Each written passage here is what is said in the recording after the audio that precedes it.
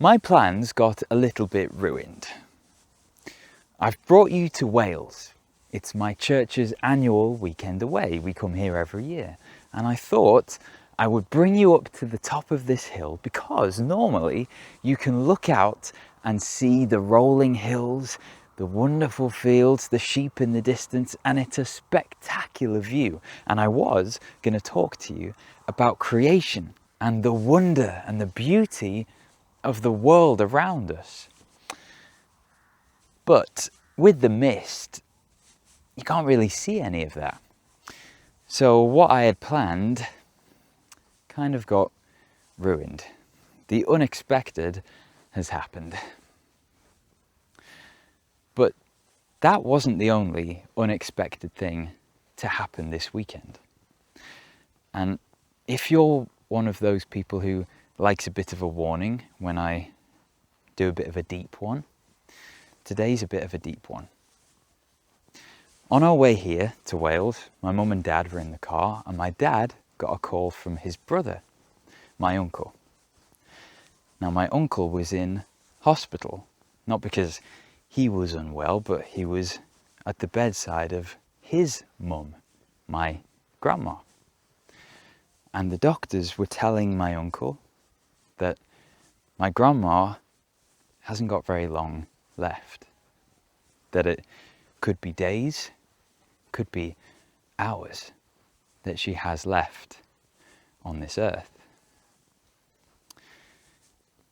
Now, in collective worship a couple of weeks ago, we were talking about hope in the face of suffering.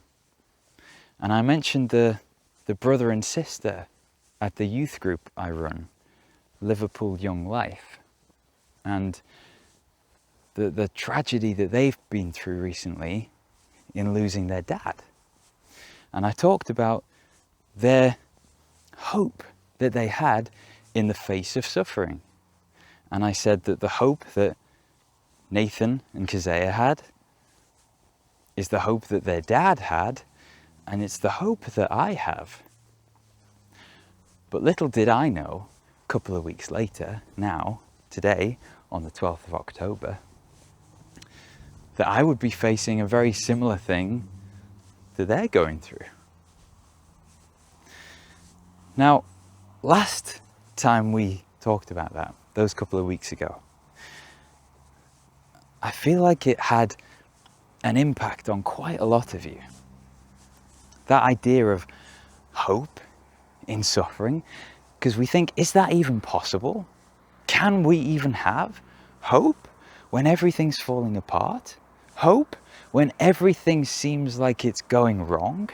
Hope even when we suffer, even when we die. And I feel like the reason it struck a chord is because when we look out at the world, it doesn't offer us much hope. The world doesn't give us much to be happy about when things go wrong. What hope really is there?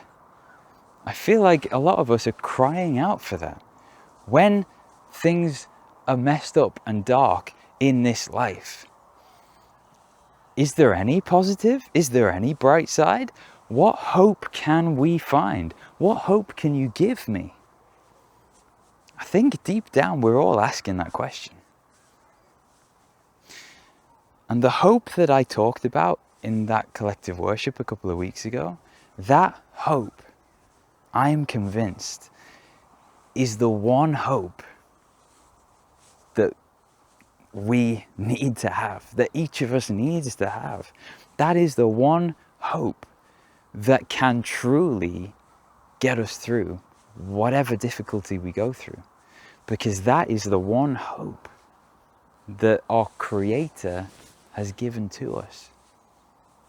The hope that I talked about in that collective worship, that Nathan has, that Keziah has, that their dad had, is the same hope that my grandma has.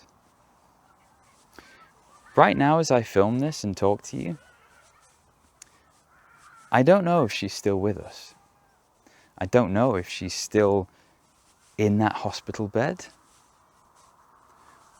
or whether she's somewhere else. But either way, she has a hope in the face of suffering. My grandma knows that whether she lives or whether she dies, everything is well. Because God has done the unthinkable to give us hope when otherwise we would have none. Well, what is this hope that we're talking about? What could possibly give us any sort of light in the middle of the darkness, even the darkness of death? Well, it's the hope that I'm convinced Jesus alone can give. See, you and I have a problem. Our problem is our sinfulness. That's the Bible's word for our selfishness, our greediness, our wrongdoing, our evil in the deepest parts of us. Our actions, our thoughts, our feelings. And that problem of sin creates another problem for us. Because when God looks at sinners like you and like me, he has to judge us for what we do wrong. Otherwise, he wouldn't be good. He wouldn't be in the right if he let us off with our sin. So our first problem is our sinful hearts. Our second problem is that God has to judge us for our sin. And our third problem is that judgment, that punishment is death. That punishment, that judgment is a place called hell. And you might hear that and think, that's not very cheery, that's not very hopeful. And no, it isn't. But that's the bad news. The hope comes with the good news of what God has done. Of what God has done, so that we don't have to be stuck in those three problems. So we don't have to be stuck with no hope, looking out at the world, wondering what we can do. God has given us hope. He so loved the world that he sent his only Son, Jesus Christ, who is the eternal Son of God. He never once sinned. He faced all the temptations that we go through, all the suffering that we go through. His friends died, his family members died. But he lived through life perfectly. And then he chose to do the unthinkable and give up his own life for his enemies. He sacrificed his own perfect, amazing life for his enemies. And who are his enemies? You and I are his enemies. Because of our sin, we've set ourselves against God, saying, we don't care about you, we want to live the way we want to live. But God has been so kind and given us a chance at forgiveness, given us hope that we can have life instead of judgment and punishment. Jesus is the one who gives that. Jesus died in the place of sinners, and then he rose to life after 3 days. He died to take the punishment that I ought to have onto himself. He transferred it from me to him, and he paid for it, so that I have a clean slate now. If I trust in him, if I trust that he's the only one who can save me, he'll do that for me. But he didn't stay dead. He rose back to life. He rose back to heaven and promises me with the guarantee that when I die, I will go to be with heaven. I will go to be in heaven with him. I don't know when my heart is going to beat its last. I don't know when my lungs are going to breathe their last, but I do know this. When that day comes, I won't have to face it with fear.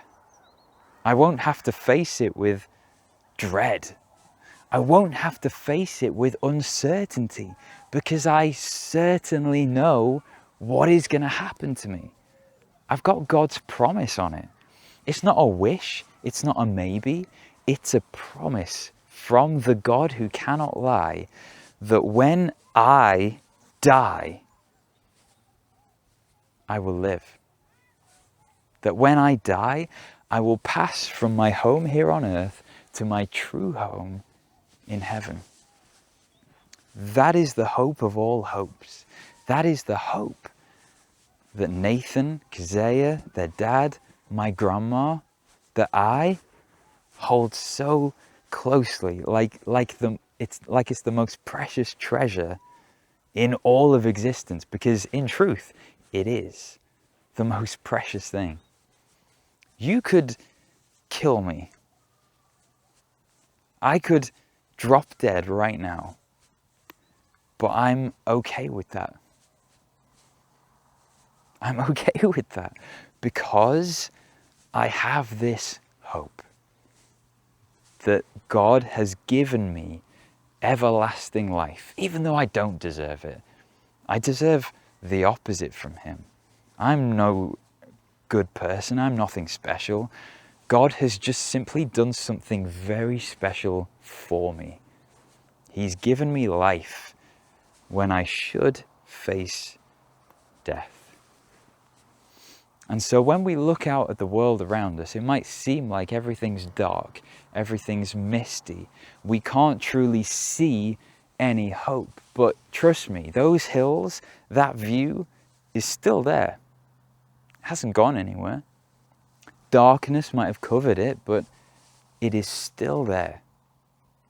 And sometimes it feels like the troubles of this life cover the hope that we might have. It covers any light we might be able to look to in our dark circumstances. But believe me, no, in fact, don't believe me. Believe God when He says that the hope He gives to anyone who wants it is always there. That He will never leave us. That He will never forsake us. He will never abandon us. He will always be faithful. He will always tell us the truth. He will always protect us. He will always work through the world and move events around for our good if we believe in Him, if we trust in Him like we were made to do. That is when we become His children. We go from being His enemies to being His sons and His daughters. And that is when we have a taste of the hope that beats any darkness we could ever face. That is when we truly know the hope of all hopes, that Jesus Christ has conquered death and gives to anyone who would believe in Him eternal life.